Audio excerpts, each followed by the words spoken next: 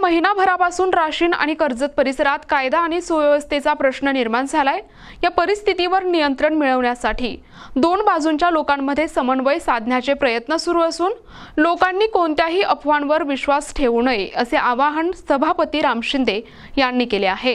राशीन आणि कर्जतमध्ये जवळपास गेल्या महिनाभरापासून जो काही कायदा आणि सुव्यवस्थेचा प्रश्न निर्माण झाला आहे त्या संदर्भामध्ये दरम्यानच्या कालखंडामध्ये दोन्ही बाजूच्या लोकांशी समन्वय साधण्याचा आणि चर्चा करून प्रश्न मार्गी लावण्याचा प्रयत्न हा प्रशासनाने केलेला आहे। अतिरिक्त पोलीस अधीक्षक यांनी देखील कर्जतला जाऊन बैठक घेतली।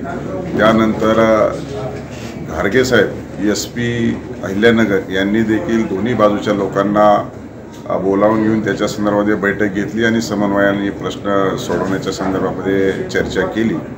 तरी पण हा मुद्दा आजच्या तारखेपर्यंत संपुष्टात आला नाही आणि म्हणून मी देखील 2 दिवसापूर्वी दोन्ही बाजूच्या लोकांना वेगवेगळ्या वेळेस वेळ देऊन त्यांच्याशी चर्चा केली आणि अनेक मुद्द्यांवरती दोन्ही बाजूची सहमती आहे। काही मुद्द्यावरती त्यांचा अडचण आहे किंवा काही मुद्दे त्यांचे एकमताने सुटू शकत नाहीत। अशा स्थितीमध्ये त्यांनी मला देखील सांगितलं होतं आणि म्हणून मी त्यांना सांगितलेलं आहे की स्थानिक पातळीवरती दोन्ही बाजूच्या प्रमुख पदाधिकाऱ्यांनी एकत्रित येऊन हा प्रश्न मार्गी लावावा आणि त्या संदर्भामध्ये आज मी कायदा सुव्यवस्थेच्या संदर्भामध्ये जिल्हाधिकारी आशिया साहेब आणि SP घारगे साहेब त्यांच्या उपस्थित सर्व संबंधित अधिकाऱ्यांची बैठक घेतली। हे सगळे विषय एकत्रित चर्चेला आणले आणि म्हणून त्यांना सांगितलं की दोन्ही बाजूच्या लोकांनी माझ्याशी चर्चा केली, आपल्याशी चर्चा केली। त्यांना 15 ऑगस्टपर्यंत आपण वेळ द्यावी आणि त्यासाठी जिल्हाधिकाऱ्यांनी